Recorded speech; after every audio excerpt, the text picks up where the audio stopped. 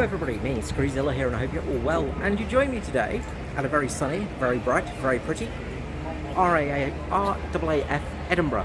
Yes, the RAAF base here at Edinburgh in South Australia.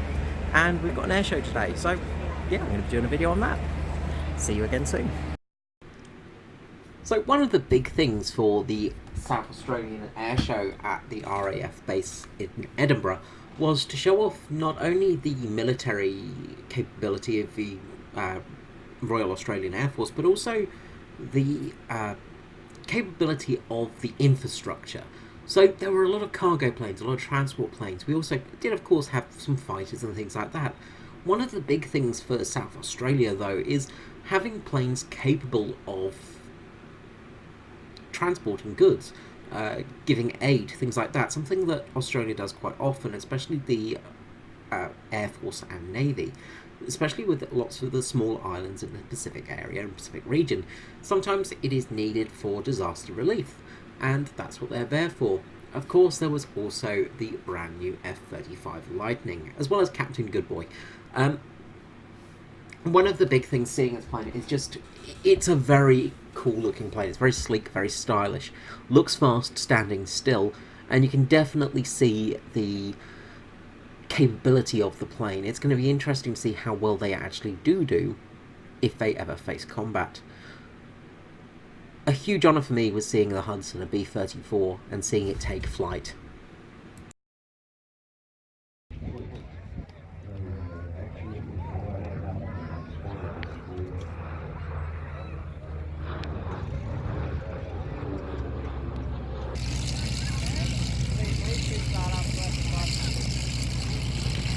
Of course, one of the problems living out of South Australia is the fact that we don't have too much over in Australia vehicle-wise. Seeing the Meteor here was very cool. The P40, the Spitfire, things like that, I'd seen recently at the Jamestown Air Show, but the Hudson and the Hurricane were both vehicles that I'd not seen flying in Australia. I'd never seen a Hudson before flying, which to me was a very cool experience. Of course, then we have the Hurricane and the Spitfire starting up, with the P40 Kit of York sitting next to them. Unfortunately, I couldn't stay the whole day, so I missed the Meteor taking off, but I've seen a few of them in the past as well. Gorgeous planes. Enjoy the sound of these beautiful engines.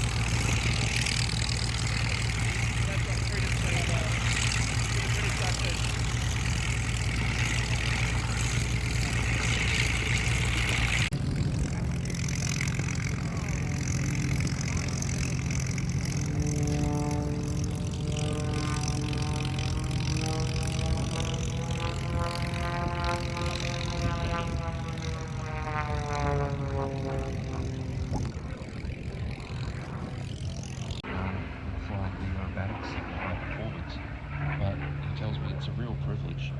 Was Crossman, 15 hours on the 30th of September 1940.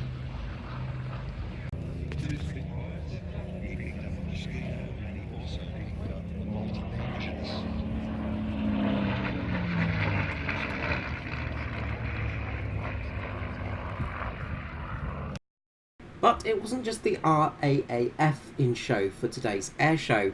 The Army came in some strength, along with a few naval officers. We did get to see some very interesting vehicles, like the M48 or M88 recovery vehicle, along with this creature, the M1A1 Abrams. Getting to be so close to an Abrams is very cool. Being able to actually get onto an Abrams is even cooler. It's very rare that you get this close to an Abrams. America tends to be very touchy about the Abrams tank being let so close to civilians and just filming in general. So to be able to actually get up on an operational Abrams and have a good look around was very cool indeed. I was pretty smug with myself, although I did injure myself very slightly when I was getting off. We got to see some other vehicles as well, like the ASLAV, a Canadian-built armoured car, along with the M113 armoured personnel carrier. Some interesting vehicles, and nice to be able to get up close to them and actually see inside.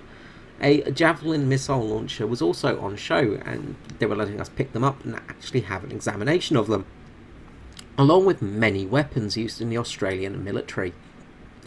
Here's my photo when I finally go on a killing spree. They'll use that in the media, I'm sure.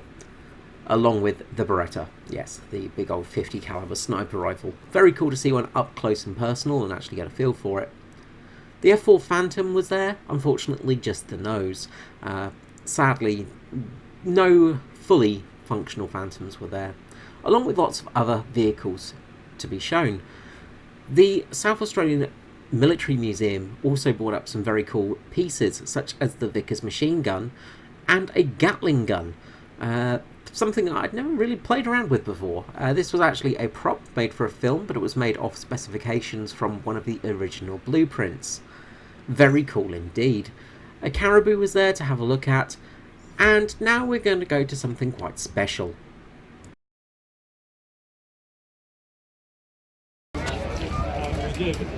Okay, well, as I squeeze up into this very cramped compartment, try and guess what I'm in.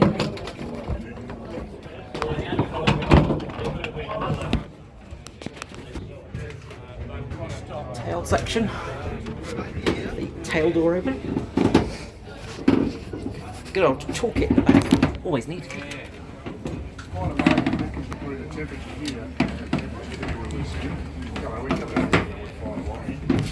Through a bulkhead. Now this is going to give it away. Yeah. So when the guys were flying up in the islands, they would have been just a bit cooked if they were sitting in Oh, that's right. It depends where how cold it is on the ground, the temperature is. Yeah. We can't go fairly low. As you can see, very lovely cramped conditions as ever.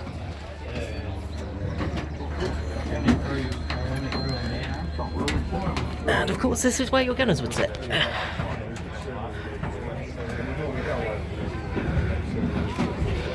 Looking out over the wings.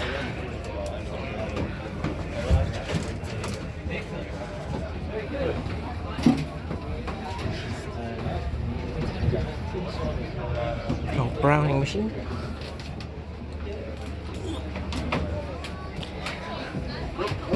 Oh.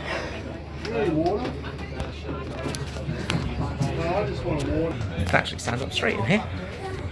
So extra seating, and of course the bed, the bunk, and your little spare looky window to see outside if you need to.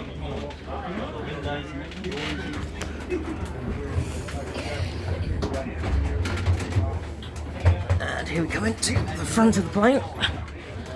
Got our generator there, compressors, cooker, got the stove, the important part. Jet just flying over. And of course, your engineer slash navigator slash, well, engineer really. Very cool. So the engineer can look out to the engines up there.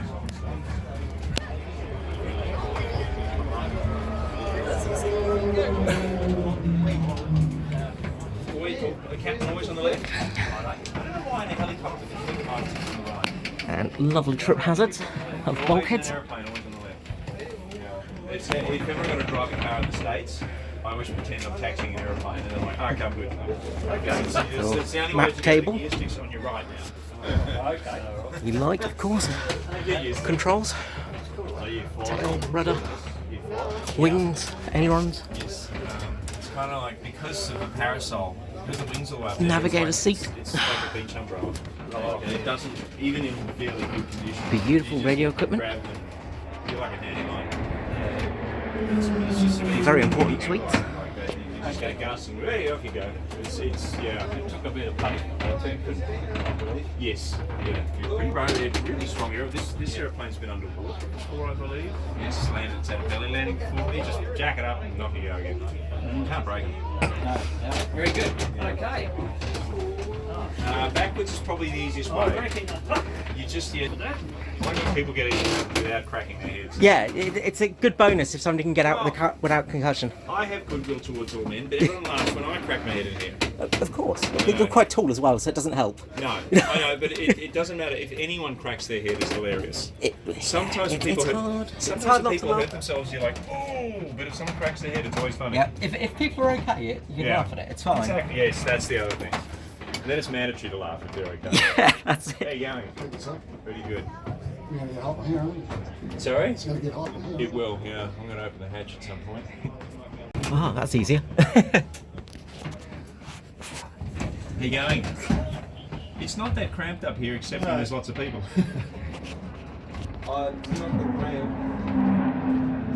It was a little painful to get in there, but well worth it.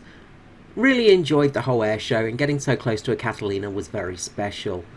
Thank you so much for watching. I hope you've enjoyed this little video, and I'll see you all again soon. Bye bye.